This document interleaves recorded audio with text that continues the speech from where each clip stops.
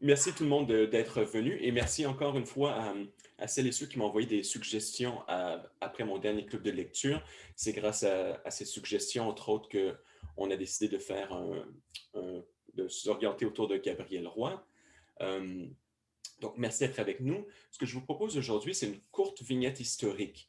Donc, encore une fois, je ne suis pas spécialiste de l'histoire du Canada du 19e ou du 20e, début du 20e siècle. Cependant, je crois que quelques détails pourraient nous être utiles pour le contexte. Ensuite, quelques petits détails sur la vie de Gabrielle Roy elle-même. Je ne couvrirai qu'une toute petite surface parce que elle-même a écrit ses biographies, ses autobiographies. Il y en a beaucoup plus à dire. Ensuite, soit on pourra ouvrir la conversation de manière assez générale, soit j'aurai des questions particulières qui m'ont intéressé que je peux partager. Donc, on verra ce qui nous convient et on s'adaptera. Alors, je lance ma présentation. Donc, euh, voilà. D'abord, c'est une écrivaine très photogénique, donc on a plusieurs photos d'elle. Elle, euh, Elle a eu un appareil qui l'accompagnait durant toute sa vie, alors c'est une chance pour nous. D'abord, quelques détails économiques et sociaux pour comprendre cet aller-retour un peu étrange quand même de Gabrielle Roy, notre écrivaine et notre personnage, comme c'est une autobiographie, entre le Manitoba et le Québec. Il faut se rappeler qu'après la conquête, donc au 18e siècle, et l'établissement du régime britannique, c'est les Français de l'époque, de la Nouvelle-France, les plus pauvres qui restent en majorité. Et l'Église, pour maximiser son pouvoir, va organiser, pour essayer de reprendre un peu la main sur le système, va organiser ce qu'ils appellent la revanche des berceaux. Donc, c'est un terme assez étrange, de Revenge of the Crib. Euh, c'est un ancêtre des Star Wars, alors qu'ici était plutôt un, un stratagème donc social et politique de maximiser les naissances et donc de maximiser les futurs votes, de maximiser le pouvoir politique. Et donc, d'un certain côté, une stratégie qui peut sembler légitime, mais de l'autre, évidemment, qui mettait un fardeau énorme sur les femmes de cette époque et qui, d'ailleurs, a eu un effet jusqu'au 20e siècle, à la moitié du siècle précédent, donc de ces femmes qui devaient avoir souvent 12 ou 13 enfants euh, pour obéir à ces ordres du clergé. Donc, euh, il y a eu une conséquence naturelle qui a été celle d'avoir une surpopulation pour l'espace cultivé. L'Église va donc encourager un accroissement de la population et ensuite le défrichage de nouvelles terres, donc la colonisation de nouveaux espaces.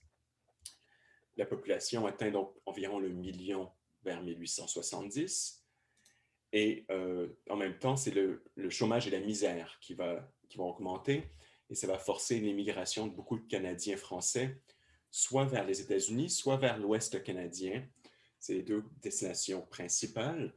De manière importante, près d'un million de Canadiens finiront par s'installer en Nouvelle-Angleterre, au Massachusetts, dans le Vermont, créer des colonies francophones catholiques. Euh, Par exemple, si vous connaissez Jack Kerouac, un des piliers de la littérature américaine, ben, en fait, il parlait le français québécois comme langue maternelle. Il apprendra l'anglais plus tard. Et donc, à notre époque, il y a environ 8 millions d'Américains, par exemple, qui sont descendants de cette génération. Du côté de l'Ouest canadien, deux de ces immigrés seront Émilie Johnson et Élie Landry, qui vont être, eux, convaincus par les appels des prêtres colonisateurs du Manitoba. Ils vont émigrer avec leur fille, Mélina Landry, au Manitoba, et ce sera la mère de Gabriel Roy. Donc, voici un peu où nous en sommes dans le contexte familial. Qu'est-ce qui va mener à cette installation d'une communauté francophone et même, on pourrait dire dans notre un thème moderne québécoise, au Manitoba. Alors, voici le contexte dans lequel naît Gabrielle Roy en 1909. Donc, elle est née au Manitoba. Cependant, et ça, on a pu le comprendre avec le livre qui nous donne beaucoup d'informations, mais pas toutes, elle va s'installer à Montréal après un voyage de 20 mois en Europe. C'est donc celle de sa famille, parmi plusieurs sœurs et frères, celle qui va aller le plus loin. Et donc, elle va se rendre en Europe, en France et dans différents pays, en Italie, en Royaume-Uni. Elle va quitter l'Europe en 1939, alors que la guerre s'annonce, et va s'installer à Montréal. À l'époque, il y a peu de journaux libéraux dans le Canada français. Elle va réussir à y placer quand même quelques articles, se faire reconnaître.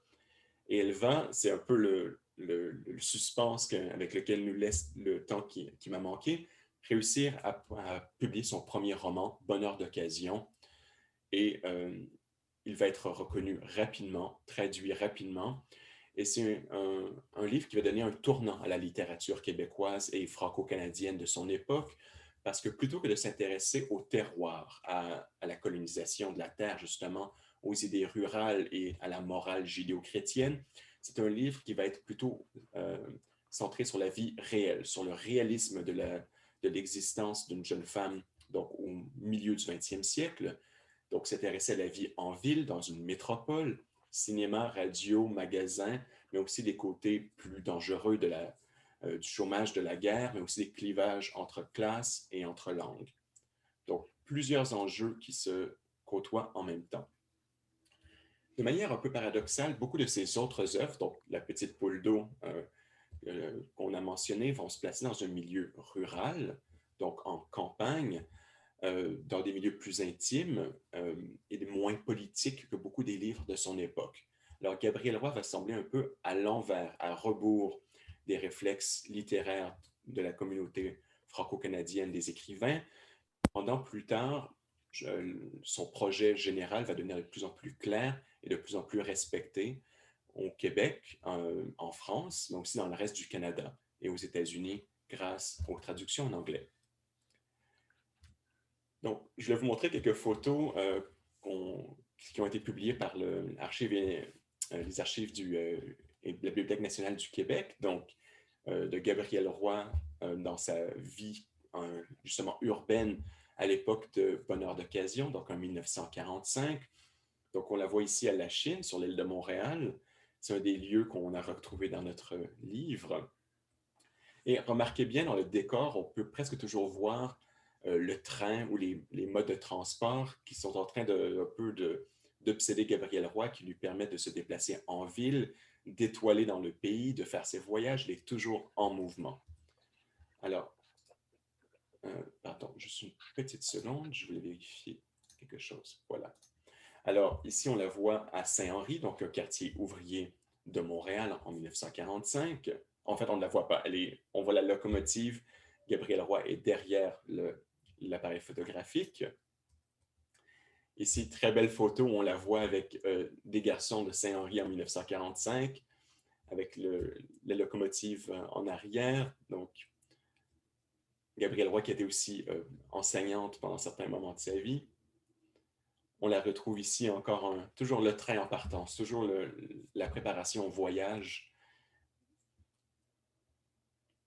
Ici, c'est Henri à son époque. Un comptoir de restauration rapide en 1945. Donc, un peu la vie qui l'entoure, la vie réelle qui l'occupe dans le contexte du livre qu'on lisait pour aujourd'hui.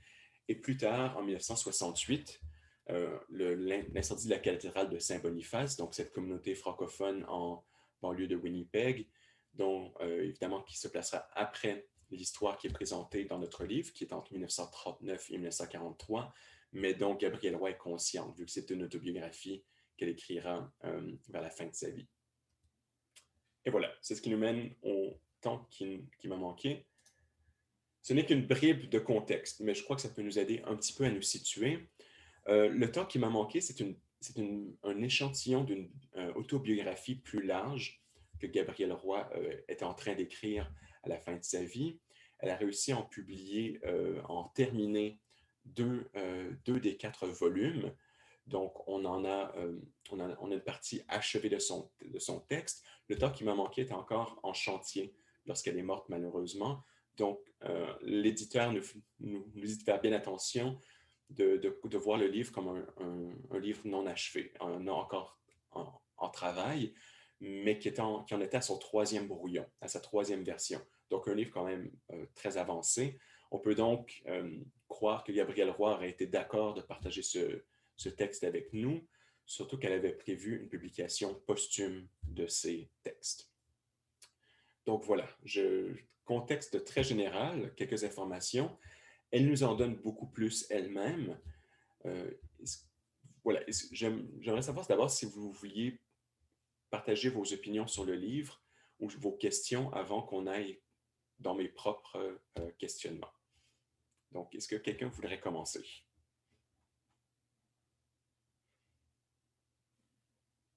Oui, Irena, je vais vous demander, je vous envoie une Ask to Unmute encore, si vous voulez ouvrir votre micro. Okay. Oui. J'aimerais dire que j'ai trouvé, j'ai lu le livre, mais je l'ai trouvé, j'ai dû le relire, parce que c'était, je n'avais pas assez, peut-être, de renseignements à propos de la vie de Gabrielle Roy. J'ai consulté et j'ai trouvé le texte, son autobiographie, La détresse et l'enchantement. Oui, j'ai trouvé. Et ça, c'est pénible aussi, mais très intéressant. Mais par rapport, j'aimerais dire seulement que par rapport à un autre livre qui est assez mince, De quoi t'ennuies-tu, Evelyne? J'ai ce livre. Aussi, Élie. Ce sont les livres qui sont beaucoup plus faciles à lire que le dernier livre. Pourquoi? Je ne sais pas exactement, mais c'était un livre très intéressant, bien sûr, le temps que j'ai manqué. Oui, ça c'est extraordinaire au point de vue des émotions, la réflexion. Oui, c'est formidable, mais pas facile par rapport à l'autre livre que j'ai lu. Oui, c'est un Est-ce que livre. vous pouvez expliquer pourquoi? Oui, on y retournera absolument. Peut-être qu'en 30 secondes, c'est la construction du temps et des espaces, c'est ce qui m'a intéressé ici, est très complexe. On a des allers-retours entre différentes époques et l'espèce de fil conducteur, ça va être les émotions de Gabrielle Roy. Alors, c'est un livre très fluide, très organique. Et donc, ça demande de s'y abandonner à un certain point, ce qui peut être difficile. Et c'est un événement aussi qui est particulièrement pénible pour Gabrielle Roy, la perte de sa mère, qui est le sujet du livre. Et donc, Oui. je crois que ça organise certains sauts temporels qui peuvent être d'abord difficiles à capter. Donc, c'est normal d'avoir dû le lire 2 fois. Ensuite, petit indice qui explique pourquoi le livre sera un petit peu un labyrinthe. C'est le premier mot de la première page. Longtemps, il m'avait semblé que. Donc, est-ce que quelqu'un a remarqué quel autre livre français commence par longtemps? Peut-être la phrase typique le plus connue de la littérature française. Ah oui, Natacha, c'est ça. Proust, La recherche du temps perdu. Donc, longtemps, je me suis couché de bonne heure. Donc, c'est ici Gabrielle Roy qui nous fait un clin d'œil, un petit signal très subtil pour nous dire que c'est un livre qui sera sur la mémoire, sur le temps et qui va emprunter à Proust un peu cette habileté à sauter entre les époques selon les émotions. Donc, voilà, il y a des indices dès le premier mot que ça ne sera pas un livre nécessairement facile. Donc, je suis d'accord avec vous. Donc, merci oui, pour bien sûr. l'explication. Oui. Mais on y retournera. On va le travailler en morceaux pour nous aider à le cerner ensuite. Mais Carole avait une question ou un commentaire. Oh, je veux seulement dire que pour la vie de Gabrielle Roy, la biographie de François Ricard, vous devez la voir aussi, Vincent. mais c'est absolument magnifique et ça explique les relations entre les membres de la famille et les détails qui manquent de temps qui manque. Oui, elle ne nous dit pas tout. Oui. Mais merci. Donc, merci pour cette suggestion. Je crois que plusieurs auront été intéressés par la vie de Gabriel Roy. Grace, et ensuite, peut-être qu'on peut, pour être certain que j'oublie personne, si vous remarquez, vous avez un bouton participant. On peut peut-être utiliser le... C'est pas nécessairement facile pour tout le monde. Dans l'option participant More, il y a une main levée ou peut-être pas. Ah non, je ne peux pas parce que je suis hôte. C'est reactions. D'accord. Donc, si jamais vous levez la main de cette manière, je peux être sûr de ne pas vous rater. En attendant, je vais essayer de vous remarquer visuellement. Donc, il y avait Grace, ensuite Corinne et Julie. OK. Ce que m'étonne beaucoup, c'est qu'elle a écrit ses livres à la fin, presque à la fin de sa vie, mais il y a beaucoup de détails, surtout à propos de ses émotions. Par exemple, la première partie, quand elle réfléchit, et surtout dans des paragraphes très longs et complexes, on peut voir l'histoire et dedans, il y a une autre histoire à une autre époque et c'est très bien structuré et c'est comment on peut vraiment ressentir les mêmes émotions qu'il a. Je suis désolée, je ne sais pas comment expliquer. Non, c'est très clair. Vous vous exprimez très clairement. Merci. Oui, et je suis tout à fait d'accord. C'est l'opportunité de la langue française de créer ces phrases un peu, on dit des fois des phrases à tiroir, donc des phrases larges qui ont leurs propres secrets qui sont insérés, et donc ça rend la lecture des fois plus difficile. C'est ce que Proust aimait justement beaucoup faire, mais en même temps, ça ouvre des possibilités qui sont entre la littérature et les émotions, de voir des points de contact entre différents souvenirs, entre autres.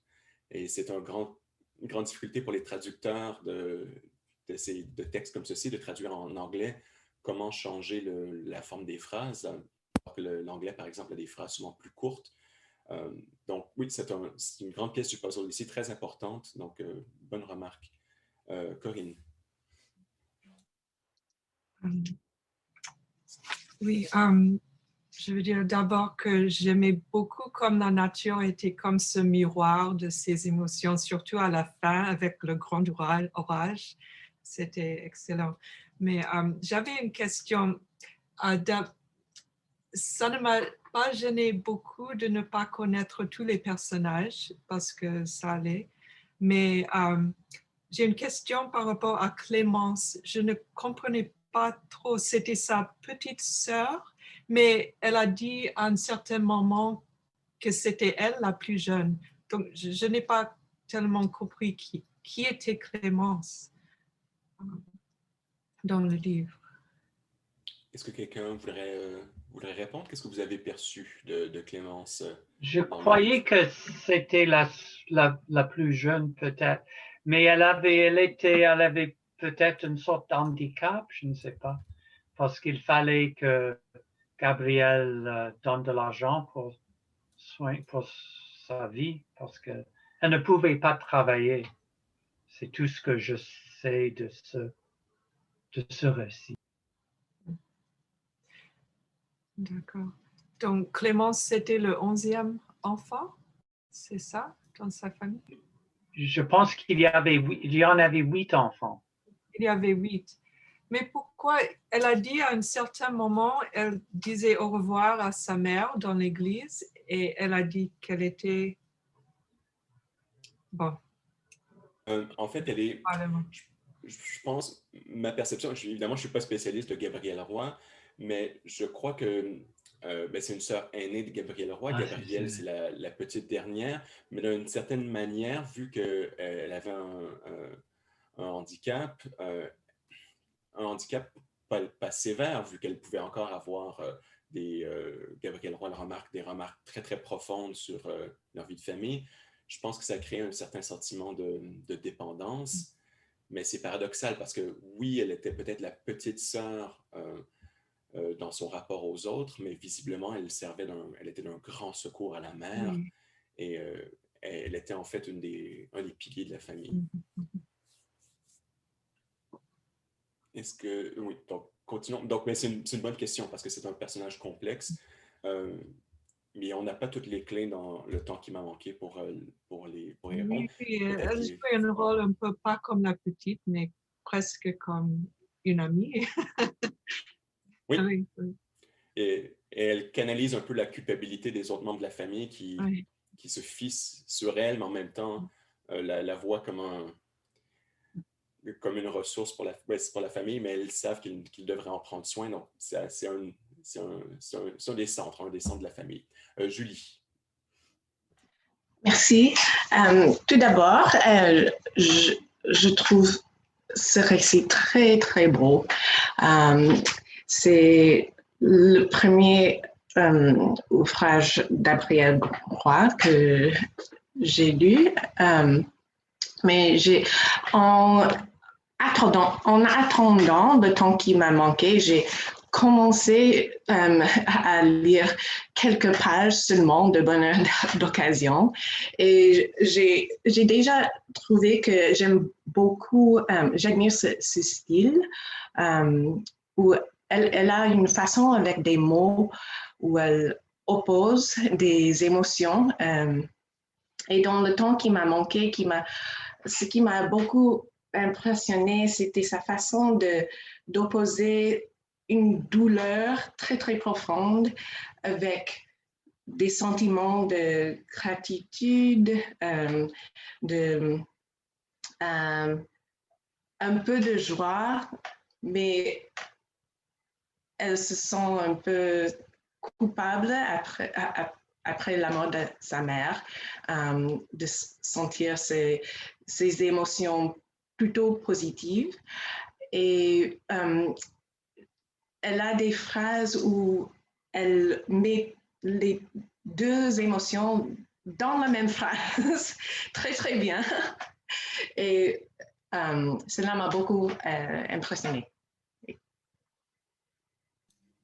Oui, je suis tout à fait d'accord. Est-ce que quelqu'un voulait réagir à ce que Julie vient de dire? Je ne veux pas toujours d'avoir être seul à commenter. Je peux, Oui, Natacha. j'ai beaucoup aimé la grammaire aussi, la grammaire proustienne, pourrait dire, mais les phrases longues qui sont comme, on a plusieurs strates temporelles dans la même phrase même. C'est difficile à lire des fois, mais quand j'ai relu ces phrases, elles sont tellement beaux, c'est ça. Et j'ai aussi beaucoup aimé le pouvoir de souvenir. Dans ce roman, c'est comme une... Partout dans le roman, j'ai aimé le... Ouais. Absolument. Est-ce que quelqu'un d'autre voulait continuer? Mais donc, moi, je suis tout à fait d'accord avec Julie et Natacha. C'est intéressant de voir comment c'est vraiment un livre qui conjugue à la fois une histoire très belle et une façon d'écrire révolutionnaire. Gabrielle Roy maîtrise très bien le fond et la forme, comme je dis souvent en littérature, de quoi on parle et comment. Ce n'est pas un... elle attaque les deux à la fois, les conjugue parfaitement. Et là, elle est dans les derniers textes qu'elle va écrire de sa vie, et donc elle est en une grande maturité d'écriture. Mais il faut aussi se rappeler que tout ça a commencé donc avec Bonheur d'occasion et ses articles, mais c'était une révolutionnaire. Gabrielle Roy, on la lit maintenant comme une écrivaine établie, mais quand elle publie son premier livre, elle est en contradiction avec son époque, elle est en rébellion contre les codes éditoriaux, contre les attentes du public, et ce sera le cas avec aussi beaucoup d'autres écrivaines de son époque, donc qui vont suivre, comme Marie-Claire Blais, ou avec des pièces de théâtre comme Les Fées en soif, etc. Mais jusqu'à notre époque aussi, on a plusieurs écrivaines du présent qui révolutionnent un peu nos attentes par rapport à l'écriture. Donc, on a Kim Thuy, par exemple, qui a changé un peu la perspective sur l'identité franco-canadienne.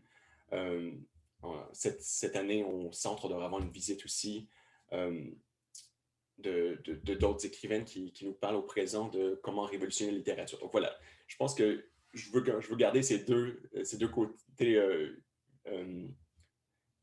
ces deux points ouverts à la fois la sensibilité et le côté révolutionnaire et inventif, créateur de Gabriel Roy. Donc voilà, je suis désolé, je suis parti sur une tangente. Est-ce que quelqu'un voulait poursuivre?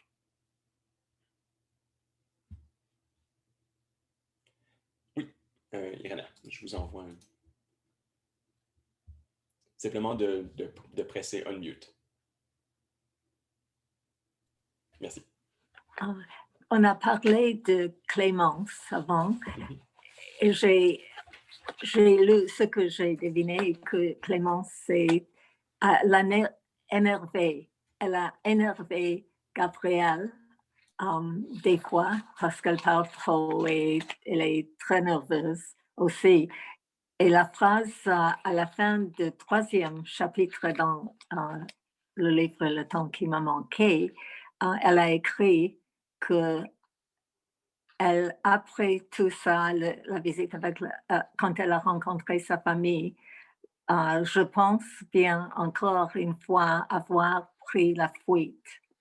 Donc, elle voulait fuir de la complexité de la famille. Ça m'étonnait. Après, elle a décrit ses émotions, son amour pour la famille, sa mère, mais elle voulait échapper à la nature. Par le train.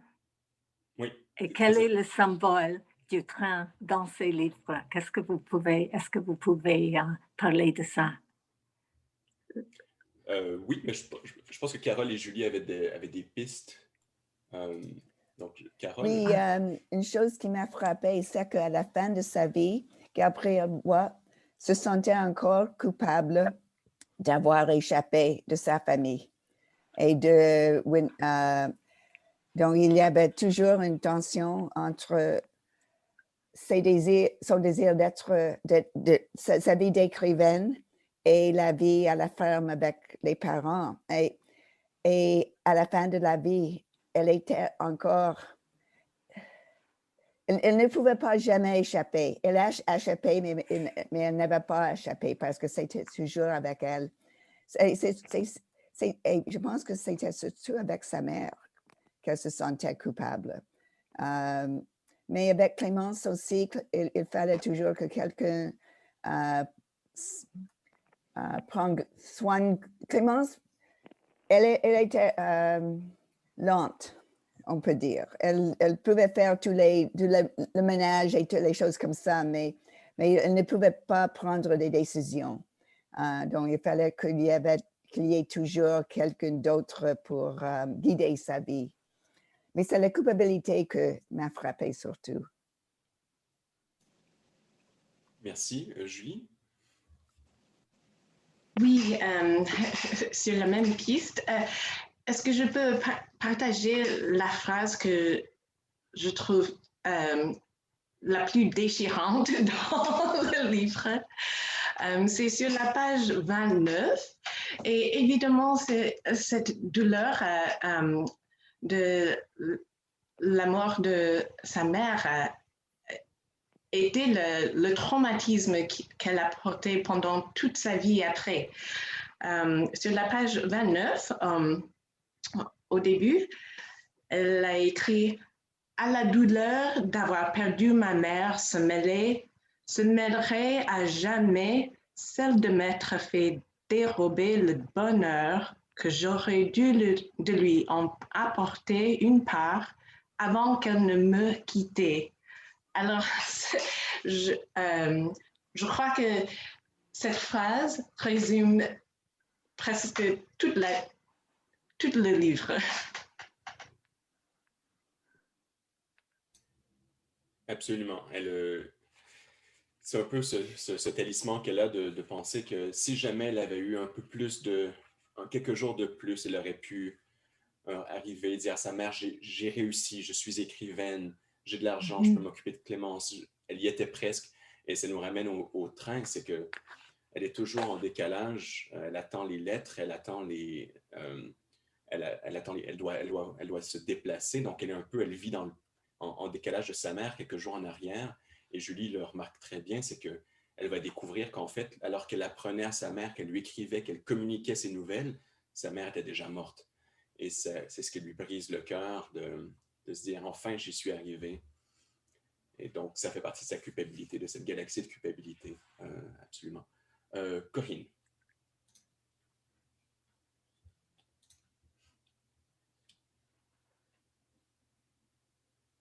Est-ce qu'on a perdu Corinne? Non. Excuse. Oui, au sujet de la... J'ai oublié de... au sujet de la culpabilité, est-ce que vous vous souvenez de la photo à la chambre de sa mère? Elle détestait cette photo d'elle où elle souriait et elle voulait l'enlever. Mais c'était Clémence qui a dit, mais non, c'était la mère qui adorait cette photo. Elle a dit qu'elle était peut-être la seule à être heureuse dans la vie, peut-être. Et je me demande, est-ce que c'est parce qu'elle s'est échappée comme ça, elle a décidé de partir? Ou est-ce que c'est bien une autre chose? Oui, c'est une très bonne question. Il faut penser, le père de Gabriel Roy, lui, voyageait. Lui était souvent hors de la maison. Alors, les attentes sont bien sûr différentes chez les garçons et chez les filles dans cette famille. Ray. Oui, on parlait des voyages en train. Ça a marqué presque chaque des 4 chapitres. Et j'ai trouvé ça très, très émouvant à plusieurs regards. Les sœurs qui venaient par train de partout au Canada pour les funérailles de la mère. Et surtout à la fin du 2e chapitre où les mouettes venaient du bord du lac Hudson, je crois, et qu'ils viennent comme les sœurs se sont venues à Saint-Boniface. Et même lorsque elles arrivent, ça lui fait rappeler ce que la mère disait de ces mouettes lorsqu'elle était en vie. Oui. Et ça, c'est un cri, il appelait à la liberté comme nul autre cri au monde ne le pouvait faire. J'ai trouvé ça très émouvant. Et encore une fois, dans le dernier chapitre où elle va faire le voyage en train au Gaspésie, et c'est très beau parce qu'elle fait les 2 voyages de l'été précédent et décrit ce voyage et celui de l'été suivant. Mais c'est sa manière de toujours, on voyage en temps et en espace, en géographie, au même temps, même dans une même phrase des fois. Merci beaucoup, Ray, pour ce très beau rapport. Toutes ces créatures voyageuses, la famille, aucun doute que ces mouettes sont l'écho aussi des jeunes sœurs, Adèle qui part dans le nord, qui revient au hasard, cette famille qui se recompose. Et je pensais peut-être, comme on l'avait promis à Sylvia, de lire les premières pages ensemble, peut-être pour voir comment ces strates s'organisent, comment le temps se construit autour des rails. Et donc, est-ce que quelqu'un voudrait, juste qu'on lise ensemble 2 pages pour s'y replonger, est-ce que quelqu'un voudrait commencer la lecture, le premier paragraphe? Longtemps, il m'avait semblé. Je pourrais. Parfait. Oui, s'il vous plaît. Longtemps, il m'avait semblé que les rails ne me chanteraient jamais autre chose que le bonheur. Dans mes voyages d'enfant avec maman, que nous allions peu loin ou au contraire comme cette fois jusqu'en Saskatchewan, alors qu'elle avait eu l'air si préoccupée. Toujours, il me présentait la vie à l'image des visions magiques que faisait naître en moi la vue de l'horizon fuyant sans cesse devant nous. Les espaces immenses, le départ, le train, le voyage et au bout, le bonheur me parut pendant des années indissolublement liés. Même après que j'eus quitté ma mère en ce jour de septembre, petite silhouette solitaire au bout du quai, serrant sur elle son manteau sombre, le cœur me manquant de l'avoir ainsi abandonnée. Même alors, les rails ne furent pas longs à me rassurer, à me consoler par leur incroyable attrait sur mon âme jeune. Je m'en allais au loin chercher ce qu'il y avait de meilleur, me disait-il. Je le rapporterai à ma mère et elle en serait à jamais réjouie. Merci beaucoup. Quelqu'un veut continuer? Julie? Oui. OK. Combien de temps avait donc passé depuis cette illusion d'un cœur qui toujours oscilla entre l'exaltation la plus enivrante et l'ombre la plus noire? À peine plus de 5 ans, et voici qu'en ce soir de juin, Montréal à peine quitté, le train, lancé dans la nuit lugubre, à chaque tour de roue me marquait la tête de la même phrase impitoyablement scandée. Ta mère est morte, ta mère est morte. Ou bien il me faisait à moi-même me le dire sur un ton pareillement scandé. Maman est morte. Et je n'arrivais pas encore, malgré tout, à le croire tout à fait, tout au fond de l'âme. Pourquoi maman serait-elle morte avant que je n'ai eu le temps de lui rapporter la raison d'être fière de moi, que j'étais allée au bout du monde lui chercher au prix de tant d'efforts? Si elle si patiente, comment elle ne m'aurait-elle pas accordé le peu de temps qui m'avait manqué? Si peu de temps, si peu de temps. Se prier, comme en se riant de moi, à me scander les rails. Merci beaucoup. Donc, on voit ici qu'en même temps, ce que Natacha appelait les strates temporelles sont déjà en train de se croiser, de se mélanger. Et c'est à la fois, on a différentes époques qui sont en train de se superposer. Et c'est dans le son des rails. Et sur laquelle elle appose par son angoisse, par sa tristesse, différents codes, différents mots. Et c'est intéressant. J'ai l'impression de voir dans ce début-là, ça semble une histoire très intime, mais en même temps, toutes les grandes épopées de la littérature commencent par une communauté où tout le monde est bien entre eux et un membre décide de voyager dans le monde, de s'échapper. Et ce membre, un peu qui ne respecte pas les règles, va casser les codes et ouvrir la famille à un nouveau monde, un nouvel univers. Et il y a toujours cette culpabilité du retour. Donc, ici, j'étais curieux de voir peut-être quels sont les grands moments, quelles sont ces grandes strates qui se superposent, quelles sont les grandes époques que nous représente Gabriel Roy dans son texte, parce qu'il y en a plusieurs. Donc, pour vous, qu'est-ce qui vous a intéressé? Quelles sont les époques qui vous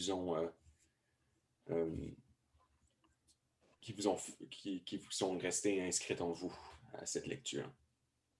Parce que c'est un livre historique en même temps qu'un livre intime.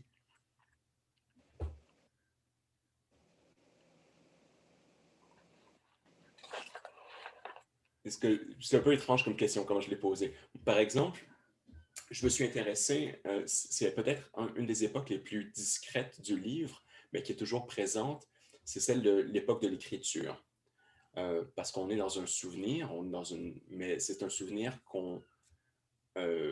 qui se vit au présent. Donc, c'est Gabriel Roy, la fin de sa vie, qui encore une fois nous apparaît de manière légère dans le texte, mais il y a une distance, il y a 40 ans de distance entre l'écriture et ce souvenir. Et des fois, par quelques petits moments, on voit cette distance apparaître. Donc, on sent Gabriel Roy à sa table d'écriture, donc Gabriel Roy adulte, Gabriel Roy qui est en train de se replonger dans le passé. Et je pense que c'est ce qui permet ce travail du style, c'est cette distance qu'il y a entre l'événement et l'écriture. Ray, est-ce que vous vouliez parler? Est-ce que vous aviez la main levée pour ça ou c'était pour précédemment? Oh, c'était avant. D'accord. Mais je dirais, il y a les trois périodes qu'elle décrit dans l'extrait qu'on a lu. Sa jeunesse, le voyage en Saskatchewan. Et puis, un moment très important pour elle, c'est où elle a quitté sa famille pour se dédier à la littérature. Alors, c'est ce moment qui a vraiment marqué sa vie, qui était très difficile. Et ça rend encore plus difficile ce moment, c'est 5 ans après cette décision a été faite, de quitter la famille au Manitoba et de s'installer à Montréal ou à un chalet quelque part près de Montréal, j'imagine, ou dans l'est du Canada. Et la manque de la mère maintenant au moment de sa mort et la petite mort d'il y a 5 ans où elle a quitté la mère pour se dédier à la littérature. Et maintenant, c'est encore plus ironique parce qu'elle écrit tout ça maintenant. Oui, absolument. Et c'est tout à fait lié. L'écriture est indissociable de son voyage. C'est très clair dans le récit que Gabriel Roy a fait de sa vie. Si elle n'était pas partie, si elle n'avait pas voyagé, si elle n'était pas en Europe, en Alaska, dans l'Est du Canada, en Gaspésie, elle n'aurait pas pu pratiquer son écriture, devenir écrivaine professionnelle, écrire dans les journaux. Elle ne serait pas devenue romancière. Elle n'aurait donc jamais existé comme la Gabrielle Roy qu'on connaît. Donc, ce départ, cet abandon de la mère, cette première mort, était indispensable, malheureusement.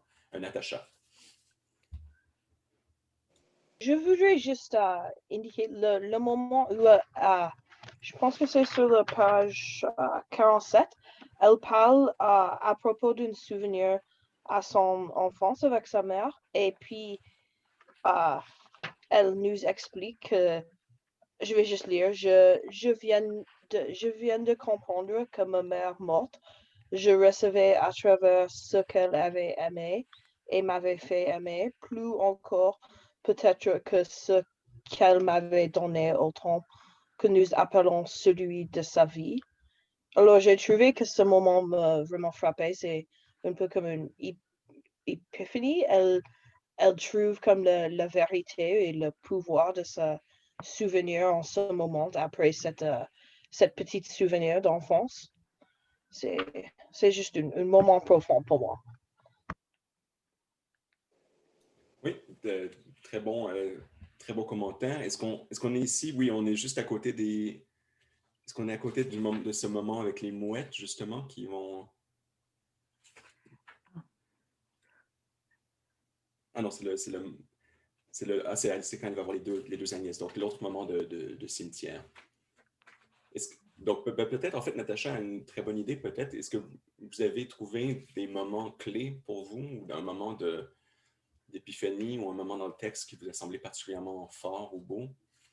Donc, on a parlé déjà des mouettes, la tempête. Qu'est-ce qui, pour vous a semblé le moment le plus important ou le plus fort du livre? J'ai trouvé ça intéressant, le bonheur de cet endroit en Gaspésie. C'était très optimiste.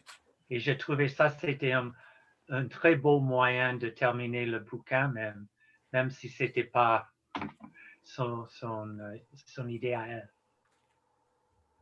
Et j'aime beaucoup que je suis tout à fait d'accord, et j'aime beaucoup cette remarque de son éditeur qui dit « Ah, mais tout le monde a déjà écrit sur la Gaspésie. » Et c'est vrai qu'à l'époque, par exemple, André Breton, le grand surréaliste, avait écrit son texte sur la Gaspésie. C'est un peu devenu une habitude. Donc, mais le sien est tout à fait unique. Ça me donne tout à fait envie de prendre ce train d'aller à Port-Daniel. Corinne. Oui, moi aussi, j'ai envie d'y aller, mais bon, je pense à un autre moment. Dans le texte, ce n'était pas très grand, mais elle a appelé la deuxième mort de sa mère. C'est quand elle se rend compte que ses sœurs voient sa mère d'une façon différente d'elle. Et je crois qu'elle a envie de partir après ça parce qu'elles s'entendent bien, la mère leur manque, mais ensuite elle se rend compte qu'elle a des illusions ou un certain point de vue dans son cœur de sa mère. Et elle ne veut pas que ça brise, mais quand même, elle a dit c'est la deuxième mort de sa mère quand elle a discuté d'elle avec ses sœurs. Très bon point. Et c'est le privilège un peu de l'écrivaine d'avoir cette distance, de pouvoir idéaliser ou attacher les gens à leur plus belle qualité. Il faut avoir quitté la maison, il faut avoir ces années derrière elle pour pouvoir sublimer sa mère et en tirer l'idéal. Donc, absolument. Donc, très bon point. Moi aussi, c'est un moment qui m'a beaucoup touché. Et je ne sais pas si pour vous, ça vous a aussi donné, donc il y avait cette question du train que Irina a mise de l'avant. Ça m'a aussi donné une vision, donc on a parlé beaucoup du temps, mais une vision de l'espace très particulière parce que, bien sûr, Oui. moi-même, j'ai immigré vers Vancouver, mais pour moi, c'est une question d'avion. De venir de Montréal, par exemple, c'est 3 heures, c'est très court.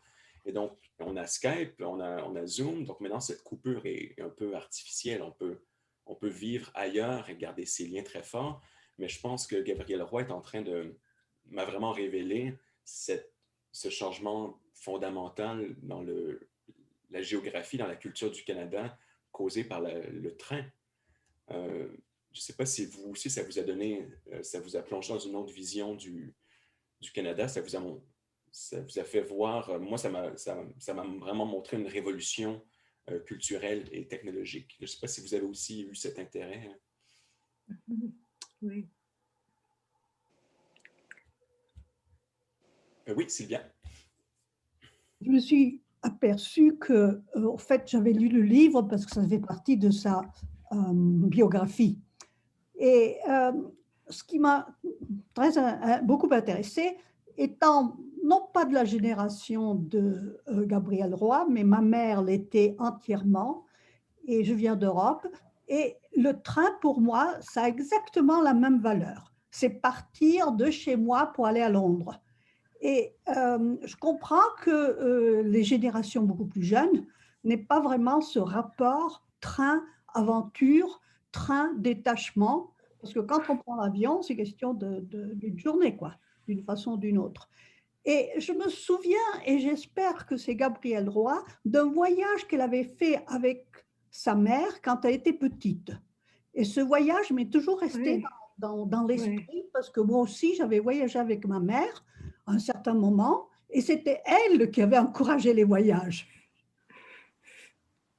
Donc, je me demande si ce n'est pas malgré tout la mère qui avait donné le coup de pouce pour ce départ. Oui, je suis d'accord. Je pense que c'est ce qu'elle nous indique. On n'a pas il faudrait aller dans la détresse et l'enchantement pour avoir ces détails, mais oui, je pense que la mère, même si elle peut nous sembler un peu isolée dans la fin de sa vie, un peu sédentaire, visiblement, c'est elle qui a inspiré énormément de ce que sa fille va vivre. Donc, je suis tout à fait d'accord. Et le train aussi, cette dilatation du temps a permis ce moment, par exemple, de rencontre avec les deux voyageuses, parce que c'est une espèce de coupure temporelle. On n'est plus dans son quotidien, on n'est plus dans sa famille, on est comment est-ce que Foucault appelait ça une hétérotopie. Donc, un autre lieu, c'est un espèce de monde complètement différent qui est inséré dans notre monde. Donc, le train crée cette hétérotopie, ce monde parallèle dans lequel on peut s'échapper un moment. L'avion, pas tellement. Julie, ensuite Natacha, puis Carole et Grace. Donc, Julie d'abord. Je crois que Gabrielle Roy nous a montré qu'elle a pu se sentir très proche de sa mère, même quand elle était loin de sa famille, quand elle croyait qu'elle a visité l'endroit où sa mère était grandie. Donc, elle se sentait rapprochée à sa mère à ce point-là. J'ai aussi remarqué que la mort de sa mère lui a permis de se rapprocher de sa fratrie pendant un certain moment. Et cela lui a permis aussi de se sentir encore un peu proche de sa mère, mais seulement jusqu'au moment où elle découvre qu'ils ont tous eux une relation différente avec leur mère. Mais j'ai été touchée par la description de son rapprochement avec sa sœur Dédette, avec qui elle n'était pas très proche pendant sa jeunesse, mais elles ont partagé ce moment ensemble avec le corps de leur mère. Et c'était une scène de tendresse. Oui. Absolument. Et je crois que le 4e tome de l'autobiographie, celui qu'on n'aura jamais, nous aurait donné beaucoup de ces détails sur des dettes. Mais merci, Julie. Natacha? J'ai voulu juste dire qu'au sujet du train, et je pensais que le train et les rails et la distance, c'était un peu un refuge parce qu'elle lance dans le train et dans la réflexion sur la nature dans le train. Oui. Jusqu'après tout ce qui est mauvais, elle repart dans le train et dans la distance. Et cette description du distance et la nature, et l'espace grand. Et c'est un peu je pense que c'est aussi ce qui est relié à ce lieu de naissance au Manitoba plutôt que où elle habite à Montréal maintenant. Oui. Oui, c'est vraiment intéressant pour moi comment le train est à la fois c'est un moyen de transport, c'est un lien entre deux lieux, mais ça devient aussi en soi-même un univers qui a ses propres souvenirs et qui en stimule d'autres. C'est une espèce de machine à souvenirs, à mémoire. C'est parfaitement représenté par Gabriel Roy. Il y a plusieurs textes du 20e siècle qui mettent en scène. La prose du Transsibérien de Blaise Cendrars, c'est un autre classique, mais il y aurait toute une littérature du train à mettre de l'avant. Carole. Bien, j'ai 2 choses à dire. Premièrement, si pour les jeunes, je vous recommande que vous voyagez à travers le Canada en voiture pour vraiment connaître l'immensité de ce pays. Il faut le faire. Peut-être pas par train parce que c'est difficile, mais en voiture parce que c'est vraiment immense. Et avec l'avion, on perd le sens de la géographie. Mais deuxièmement, une chose qui m'a frappée, c'est aussi que la mort de sa mère lui a donné la liberté de voyager et elle a tant de courage. Elle sans savoir où elle va rester, elle prend le train pour le Gaspésie. Je vais descendre quand je trouve l'endroit qui me parle. Quelqu'un va me recommander une maison. Et donc, maintenant, on ne fait pas ça. Normalement, peut-être avec les jeunes, mais normalement, on veut savoir exactement où on va et où on va rester et tous ces détails. Mais elle a un esprit très libre. Oui, et c'est absolument, c'est très beau. C'est énormément de courage aussi de faire confiance à son destin de telle manière. Elle est à la fois romancière, mais aussi, on dirait qu'elle est un personnage de roman et le destin veille sur elle. Donc, Très, très bon point. Et oui, dès que la pandémie sera terminée, allez, hop, dans la voiture, on explore. Je pense que c'est une belle recommandation. Et j'avoue que moi, j'étais curieux de faire ce voyage aussi en train, éventuellement, quand ça sera possible. Mais bon, c'est pour bientôt. Grace. Pour moi, à propos du train, depuis la première phrase, longtemps il m'avait semblé que le réel ne me chanterait jamais autre chose que le bonheur. Et au milieu de ce livre, je lis comment le son de train a scandé « Ta mère est morte, ta mère est morte ». Et j'ai eu peur pour elle. J'ai eu peur que des sommets de train va signifier quelque chose de mauvais pour elle. Et donc, et pour moi, j'imaginais que donc des sommets, chaque fois quand elle prend le train, elle va entendre ce son de ta mère est morte, ta mère est morte. Donc pour moi, c'est très bien qu'à la fin, c'est aussi le train qui lui amène au bonheur une fois de plus. Donc c'est une très belle femme pour moi.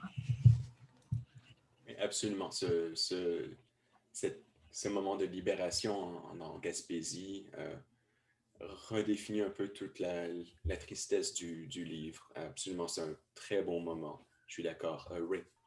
Oui, juste une autre chose que j'ai remarqué la différence de la société de cette époque et maintenant, c'est comment les voisins à Montréal se sont aidés lorsqu'elle avait besoin de l'argent pour aller aux funérailles de sa mère. Même l'épicier du coin a donné $20 de sa caisse. Oui, je pense que malgré le sujet qui est assez lourd du texte, on doit voir que Gabriel Roy a une vision optimiste, une vision positive de son monde. Ça m'a donné ça m'a rendu optimiste moi-même de voir cette entraide et de voir cette vision un peu du passé de Montréal. J'ai jamais connu ce Montréal où les berges étaient vierges du Saint-Laurent et qu'on pouvait s'installer sous un arbre comme ça. Et elle-même, déjà, elle nous annonce que ce monde vient à se terminer avec l'urbanisation, avec la découpure de la ville au cordeau. Donc, elle-même, elle sait que c'est un monde qui est fini, mais je n'ai pas l'impression qu'elle est plongée dans la nostalgie, dans le malheur. Je pense qu'elle a une vision toujours positive du futur. Donc, c'est un livre que moi-même, je trouve très émouvant, très beau et que j'aime beaucoup. Il nous reste encore environ 6 minutes. Est-ce que quelqu'un voudrait lancer de dernières pistes avant de nous laisser? Oui, Irena. C'est sa mère, la mère dont elle a parlé, c'était une femme particulière.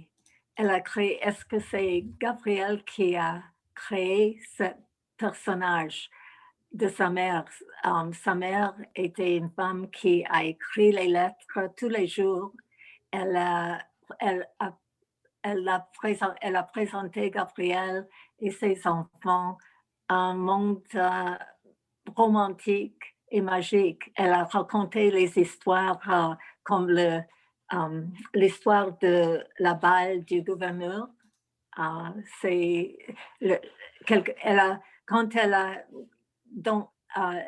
mère dont elle a parlé, à mon avis, c'était une personne extraordinaire. Est-ce qu'elle a créé ce personnage ou est-ce que c'était vraiment cette femme, surtout pour l'époque où elle habitait, qui était plus avancée que la plupart des autres gens qui ont habité dans le paysage ou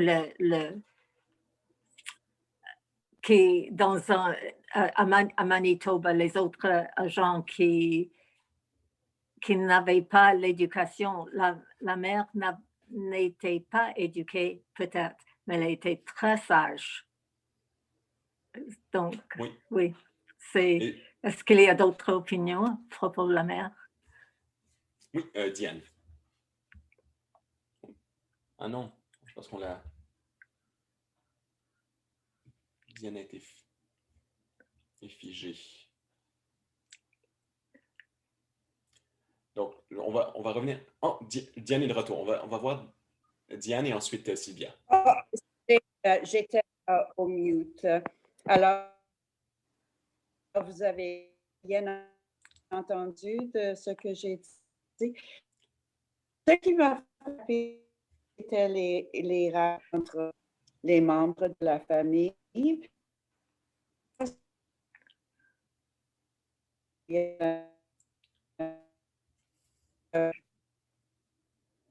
Bon, malheureusement, je pense que la connexion n'est pas très bonne. Vous m'entendez là?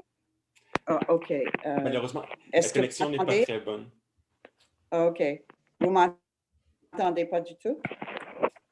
C'est très découpé. Oui, j'ai trouvé la même chose en vous écoutant. Alors, est-ce que c'est mieux maintenant? Oui. Oui, je cherche quelque part de chez moi. Maintenant, est-ce que vous m'entendez? Oui. Oui. Bon, les rapports entre les membres de la famille m'ont frappé. Est-ce que vous avez entendu quand j'ai dit que 2 des sœurs ont quitté, les 2 autres, Dédette et Adèle ont quitté aussi, et elles n'ont pas pu trouver le bonheur où elles sont allées. Et quand ils étaient tout ensemble, ils ne trouvaient rien entre eux de les lier. C'était quelques jours qui n'étaient pas très bonnes en ce qui concerne les membres de la famille. Alors, je me demande comment était la mère et est-ce que c'est une image que Gabrielle a créée de cette mère qu'elle aime tant et la sœur Clémence, est-ce qu'elle a quitté d'une façon, elle aussi, d'une façon mentale? Alors, qu'est-ce qui s'est passé chez eux? Que tant des membres de la famille voulaient quitter, qui ne s'accordaient pas quand ils étaient ensemble. Et je ne sais pas ici, et souvent, Gabrielle va dire, j'ai quelques, je ne sais pas si je peux les... mais que nous sommes seuls dans notre désespoir. Et elle répète ça souvent dans le roman. Bon, j'ai pas de conclusion là, mais ça m'a frappé ici. C'est vrai que si on regarde ces personnages, Dédette qui devient religieuse, une religieuse stricte, Adèle qui s'enfuit dans le nord profond pour défricher les forêts, c'est assez dramatique. Je ne sais pas si dans les dernières personnes, il y aura des réponses. Donc, Sylvia voulait dire quelque chose. Ensuite, on va passer à Julie et Je voulais Sacha. simplement faire remarquer que Gabrielle Roy est quand même pleine de sentiments et elle a peut-être idéalisé une personne dans sa famille et même dans son vieillage, enfin ce qu'elle était devenue là, elle n'avait pas d'enfant, donc elle a peut-être idéalisé ce rapport de façon poétique, etc. Mais qu'en fait, c'était une personne qui avait besoin d'être entourée d'affection et de tradition. Ouais, c'est ce que j'ai pensé. Oui, et on est à un moment de sa vie qui va... il y a un nouveau chapitre qui va s'ouvrir bientôt, mais ça aurait été le prochain tome. Julie. Merci. Je trouve que il est tout à fait compréhensible que la mère que Gabrielle Roy avait connue était une mère différente que la mère que ses frères et sa sœur avaient eux connue. Parce que d'après la chronologie, l'aîné de la famille a été né 22 ans avant la naissance d'Gabrielle Roy. Et alors, la famille et la mère ont vécu tant de choses avant même la naissance de Gabriel. Et donc, je trouve que c'est alors très compréhensible que leurs perspectives sont tellement différentes. Oui, oui, je suis d'accord. Oui, très bon point. C'est un Oui. détail tout à fait important ici qui peut aider à éclairer cette vision différente de la mère. Natacha, vous vouliez dire quelque chose? Oui, j'ai voulu juste... il y a un passage après sa mère est enterrée où elle explique comme un peu la personnalité de sa mère et c'est sur la page 45 et j'ai même senti que peut-être la mère était bipolaire un peu dans cette description, mais c'était le seul moment où j'ai senti ça. Alors, je ne suis pas sûre si je devine un peu, mais dont elle dit elle ainsi avait-elle, allant et venant d'une pôle à l'autre, usé plus de courage qu'elle n'en eût fallu pour édifier une vie bien réussie. Mais qu'est-ce que c'est aussi qu'une vie bien réussie? Je sais, c'est difficile, mais je sais pas. Il y a quelque chose de problématique là. Oui, il y a plusieurs des personnages de cette famille qui sont un peu dans une espèce de quête, dans une circularité, qui sont un peu bloqués. Donc, il y a Dédette qui est dans son couvent, Adèle qui continue à essayer de trouver la solitude, de retourner en société, ça est en aller-retour. La mère elle-même est un peu prisonnière de son destin. Donc, on a des personnages qui sont à la fois très beaux, mais tragiques aussi. Et la mère est un bon exemple. À la page 50, ça pourrait peut-être être un des mots de la fin. Elle disait, Gabrielle Roy a dit, nous parlions sans cesse de maman et il émergeait d'elle, selon le tempérament ou l'expérience de chacune, un portrait si totalement différent que je me perds encore aujourd'hui à essayer d'y voir clair. Ainsi, même après la mort, surtout peut-être après la mort, nous ne sommes pas le même être selon les yeux qui nous ont regardés vivre. Je n'en revenais pas d'une surprise douloureuse. Pour Adèle, maman était une femme très à ses devoirs, généreuse, capable d'un oubli total d'elle-même, mais hélas, affabulatrice de nature, qui ne savait pas s'en tenir aux faits, mais les parait ou les transformait complètement, incapable de présenter la vérité sous un jour honnête et franc. Donc, affabulatrice, elle est dans le fantasme, mais qu'est-ce que ça définit ici? C'est ce que Gabrielle Roy décrit, c'est une écrivaine. C'est quelqu'un qui est capable d'inventer, de broder, d'interpréter, d'avoir une distance face à sa propre vie. Donc, Gabrielle Roy est en train de montrer que sa mère, en fait, était la créatrice avant elle. C'était son modèle. Et donc, Oui. elle-même, même si elle est partie au loin, même si elle a créé sa propre vie, mais elle continue ce que sa mère avait déjà commencé. Le destin d'une conteuse, le destin d'une femme sensible, brillante, qui a une conscience profonde et intime de son environnement. Donc, Je suis d'accord. Elle dit à un moment que c'est un malheur infini que d'être venu au monde. c'est la profondeur de sa douleur ici est infinie d'avoir perdu sa mère, sans aucun doute. Et cet épisode de l'orage qu'on était plusieurs à remarquer, où elle est en train de crier dans l'orage, de pleurer dans l'orage, c'est une tristesse, un chagrin épique de légende. Tout à fait. Donc, je pense qu'on arrive à la fin aujourd'hui de notre rencontre. J'ai été très heureux de parler de ce texte avec vous parce que moi, je le trouve très beau, très touchant, très aussi, en fait, passionnant aussi dans sa complexité, donc qui a pu compliquer notre lecture, mais en même temps nous donne beaucoup à décrypter. Donc, merci beaucoup d'avoir été avec nous aujourd'hui. Et donc, j'espère qu'on va se revoir pour un prochain club de lecture. Je crois que Fanny sera aux nouvelles pour essayer de nous informer du prochain club. Mais justement, la date a été fixée, donc je vous ai mis le lien ici dans la discussion. On repart une nouvelle fois vers quelque chose de différent, un autre style, un autre auteur. Donc on va on va parler de Maigret tend un piège de Georges Simenon. Donc voilà, ce sera fin mars. Mais un grand merci Vincent pour ce moment, pour ces explications, pour partager tout ça sur ce livre. Donc n'hésitez pas à nous envoyer vos commentaires, vos envies aussi pour les prochaines sessions, si vous avez des auteurs, des autrices, des pans de la littérature que vous voulez discuter. Voilà, on est ouvert aux suggestions. Je vous souhaite à tous un très beau week-end ensoleillé, dirons-nous, pour ceux qui sont en tout cas autour de Vancouver. Et faites bien attention à vous, à vos proches.